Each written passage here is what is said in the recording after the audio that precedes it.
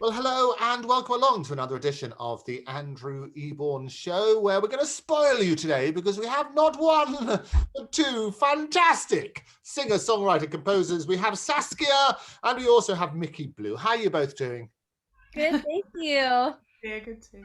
Fantastic. Now, Saskia's been on the show beforehand talking about talent is timeless, and we found out all about that fantastic competition last time, and we thought that we should meet some of the judges, one of whom is the wonderful Micky Gallagher, otherwise known as Micky Blue. And whereabouts are you, Micky? I'm in Islington right now in London. And that's a good Islington accent. That's what I love about it. It's a very proper Islington accent, exactly. No. So wonderful. So how did you get involved in this competition? Well, Saskia and I have become really good friends and have really bonded over songwriting and the music industry and our woes and our triumphs, everything all around, really. No. And basically, I think it was this summer when you first asked me to be a judge in the competition. Yeah, you were one of the first people I asked. See how much I love this girl. She's great. She does the same sort of PR for you as well, which is wonderful. And as you say, it's all about the art, not the age. Look at you coining your wonderful phrases. It's got to be good. And you compare musicians to a fine red wine. Yes. Honestly, I loved so much when Saskia came to me with this whole competition and the whole idea of it, because I see a lot of ageism and sexism in the music industry. It's also harder for the LGBTQ community. So there's been a lot of struggle for different groups, and no one really talks about how, we celebrate musicians in their later years, not that 50 is late, but in their later years of their career. But that's only if they got famous when they were young. And, that's not really fair, because I think you just keep getting better and better. Like, at this stage in my career, I'm writing the best music of my life, and I'm in my 30s, and I feel like, wow, I'm writing the best songs of my life right now. I've just been getting better and better. So that must mean when I'm 50, my songs will be even better than before. So why would we not shed a light, Yeah, it's not only that it's just wrong to discriminate based on anything, but that actually it doesn't make any practical sense either, because as a songwriter gets older, presumably they have more skills to draw from and more life experiences. And I mean, Micky's a songwriter proper, and has been focusing on this for a long time. This is your whole career. You must see this behind the scenes a lot. But I see that there's not so many older performers who are like upfront, unless, like you say, they got famous early on. But I'm wondering actually what it's like behind the scenes in the songwriting industry in general. If you feel that older songwriters are more respected in behind the scenes. I would say it's kind of a mix. Again, like maybe if you had some big hits, if you wrote for some A-list people when you were slightly younger, then you can kind of keep going on that train, but at a certain point, unless you have the hits under your belt, people discriminate and don't want to work with you for some reason. And yeah, I think the test of an amazing songwriter is really someone who keeps up with fresh language, fresh culture, and I'm in the pop genre and dance music, so maybe it's different in different genres, but still you want to always stay relevant and keep fresh and stay with new ideas. I don't think you're really... absolutely right on that as well. And one of the great ways of keeping fresh and relevant is by collaborating. And since your debut EP in Wild Things in 2015, you've collaborated with all sorts of wonderful people. You've had million streams. Talk to me about some of those collaborations. Well, it's been great, actually. The DJ world has been very welcoming to me, and I'm super grateful, especially to Spinnin' Records, because that's where all of my dance releases have come out. They've been really supportive and awesome. So I've worked with Tiesto, for example, which is amazing because he is so A-level. He's so huge. He's so globally known. And it was just very cool. He didn't try to kick me off the song and put on, you know, a more famous singer for both of the singles that I did with him. And that's pretty rare. And it just shows that he's just all about great music and doesn't really sweat the small stuff. Oh, no, Have an absolutely. amazing voice. Sorry, what? What was that, Saskia? I said it also shows that you have an amazing voice, that he would keep it on rather than hire a famous front singer and replace. Absolutely, and you did both those singles at fantastic festivals as well, at Ultra and also and that sort of side as well. Then Tomorrowland as well, big festivals there. How did you find the festivals? Well, I didn't physically go to the festivals. Oh, just your voice. I know, just my voice. They typically don't do a lot of live singing. Just I think because they're outdoors and they're so chaotic because it's hard to manage the sound. So it's very rare that you'll find a live singer at the DJ festivals. It almost never happens. So, but I was working on those days actually in the studio. So I had to work anyways. Had to keep with the grind, but no, it's been great. And I also got to collaborate with some amazing rappers. One of the songs came out last year with an incredible rap artist, hip hop artist, Michael Payne. Actually, that was one of my first sessions in London, was writing that song with him, which is really cool. And it was just amazing that, you know, it came out about a year and a half later. And we did a music video. It was sponsored by Champion, the clothing line, which is really cool. It was just great.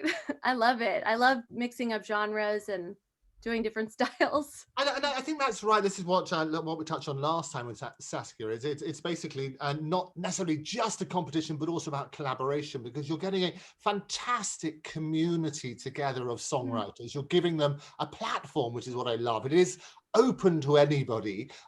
You've had last time we spoke, Saskia, you had about 1,000 people had written in so far. How are numbers looking now? Well, we've just opened. Today is the first day that submissions are open. Absolutely, we're here. And so I'm celebrating, and we're at just under 1250 at the moment. And as it sort of snowballs and increases, more and more people sign up every day. So we're expecting our closing numbers to be a couple of thousand as we keep pushing for this, but we're at like 1250 at the moment. And I've literally just sent out the email an hour or two ago inviting people for the first time to submit their song, but also saying that we don't want the competition to stop with the submission of the song. That should be the starting point. So I've asked the people in the group what they would like to see, and they were thinking about having like songwriter sessions, maybe having some Zoom interviews with some well-known songwriters for tips and tricks, maybe organizing regional groups so that they can co-write with one another. They've also suggested a concert, and one of them even suggested a festival, like a shared stage festival, and I'm like, I will think about those things. I'm not there yet. There's a lot of admin. I love it. There you go. And what are you going to do on Tuesday? Absolutely. That's your Monday sorted. Yeah. It's incredible. Yeah. But some of those things are really, really helpful. And we've had a lot of people on the show talking about tips and tricks and so on and so forth. And I mean, you performed Micky Blue all sorts of places like the Peppermint Club in LA and so on and so forth. For people starting out in the industry, what would you say, giving tips and tricks when people are sitting at home wondering what to do in these difficult times? What tips and tricks would you give them? Okay, so I guess different tips for different pandemic situations. That's a title of a series, isn't it? Right. Different tricks and different pandemics. We only want one. We want that one to go. Well, I mean, when things open back up again, what I did when I was first starting out was I was living in New York City, if you can't tell by the accent. I told you it wasn't an Islington accent. Right, it wasn't quite Islington. But I did all the open mic nights. I did every single open mic night in New York. I researched every bar. I found every flyer on the street. And I had a little band at the time. They're still good friends of mine. They're all YouTube famous now, which is really funny and amazing for them because they're so talented. But anyways, we used to go to every single mic night in New York, and we just made this whole community of friends. And that's how I started meeting people to co-write with, and people who started producing my songs, and just learning from others. I think that when you only play by yourself, only work by yourself, you don't really learn and grow as a musician, you know? So you just really have to collaborate with others. So for a pandemic situation, Yes. I would say social media is actually a great tool. And I've had a lot of people reach out to me to co-write just on Instagram saying, hey, I see that you're mutual friends with another friend of mine. Would you want to get on Zoom and throw around some ideas? I have some tracks, or I have a cool chord progression. Do you want to get on Zoom and try things out? So I would say there's a lot of ways on social media to kind of engage. And if you just want to be performing, there are actually a lot of people on Instagram who are hosting events, like our friends at What Does Not, Yeah. who are more than happy to have some people jump on an Instagram live and share some songs. Yeah. And I think that's the key, isn't it? Yes, Saskia. It's surprisingly effective, isn't it? I just, like, one of our other judges, Chris Difford, runs online songwriting retreats, as he was doing it in person. But I've done his ones online, and he's got me co-writing with people in the States, other people in different parts of the UK, and I was surprised by how easy it was, actually, to collaborate with someone like that. And then especially if you've got a place to share it. Like for us, it's in our Talent is Timeless Facebook group. People can post their videos and comment on them, but maybe other people have like groups of their own that they can share it with, and it still keeps the music alive, even when we're, it's not the same as being in the same room as somebody, but it is similar. And I've been surprised by how much of a positive experience that has been. I think you're absolutely right. And the point we emphasized last time is that it's not just about performing. You don't have to. In fact, you don't have to be a performer at all. You can get your tips on performing. There's that sort of section. But it's also about collaborating. What you're looking for in this competition is the best song, isn't it? That's what you're looking for. It's kind of like The Voice, but for the song. We're trying to remove all the other factors like age, or like popularity, or previous success, or all the stuff that doesn't actually matter when it comes to the actual song, so we can really hear it. And as we make very clear, we're judging them just based on the audio alone, and there's a lot of other information people have to submit, but the only thing the judges are looking at and listening to is the song. Yeah, which as it should be, in my opinion. Yeah, no, absolutely. Yeah, Micky. This is what I love so much about Saskia, because she's so down to earth, and she's such a real person, and she's so caring, and that's true. Like, the only thing that really matters is the song. You know what I mean? Of course, the performance is great, but people cover songs. You can have a million people perform your song. The songwriting is what's most important.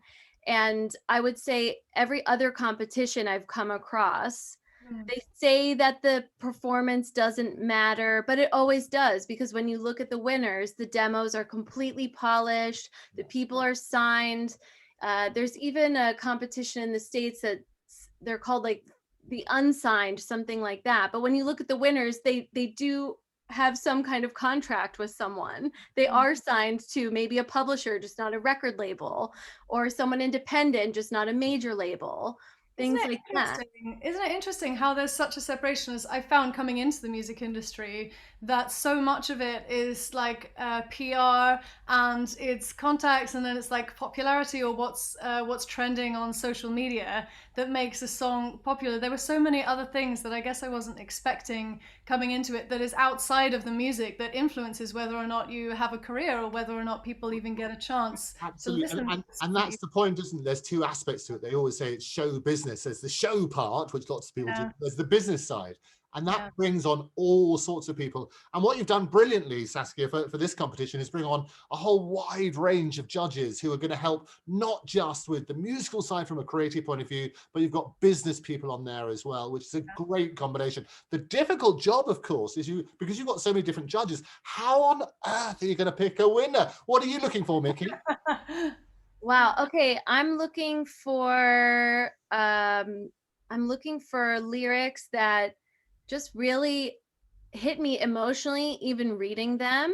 So something really poetic. It's not that you have to use a lot of metaphors or imagery necessarily, but I like something real. I like something that just makes you feel something when you repeat the words back to yourself. I always love referencing Joni Mitchell. I love Joni Mitchell. I grew up just obsessed with Joni Mitchell, and she was a true poet. And yes, I love her voice, but I'm sure there are people who don't particularly love her voice, or it's not the style that they like. But when you read her lyrics, it is just pure poetry. It's relatable. It gets you in the gut. You really see the scenario that she's in, and you feel what she's feeling. So I just want to feel something. I want something to just make, doesn't have to be sad. It could be happy. It's easier to write a sad song sometimes, but it has to hit me in the gut. I have to feel something. I have to feel your story. And it's true, isn't it? I mean, a lot of people, and this is one thing the good thing that comes out of the pandemic, and I love the idea you're setting up different rooms for different pandemics, but interesting. What the great thing, they say sometimes out of adversity comes some of the most creative output there is, isn't there? Yeah, absolutely. And you look at that sort of stuff. I know Saskia's a big fan of Bob Dylan, for example. So I thought you were going to say I'm a big fan of adversity. This is what I say. You have to be a struggling artist. Well, we've got Micky loving pandemics. You can be a fan of adversity. This is all Talent is Timeless. Well, it's an absolute delight. Talent is Timeless. It is open now officially. You've got lots and lots of people already. Really good luck. I love this initiative. We're going to be getting you back on a regular basis for an update. But in the meantime, Micky Blue, thank you very much for joining us. Saskia, we're going to join you. Thank you so much, Andrew. Thank you. And thank you, Saskia. Thank you. Thank you both. Great day. We'll see you next time. Alrighty. Bye-bye. Bye. So thank you very much again to Saskia and also to Micky Blue for joining me here on the Andrew Eborn Show. If you would like to take part in Talent is Timeless, go along to their website now, talentistimeless.com, and you yourself could be the next singer-songwriter superstar, but you don't have to sing. So you could be the next superstar songwriter. It's got to be good. But for me, for now, thank you very much for joining me. I look forward to seeing you next time. Bye-bye.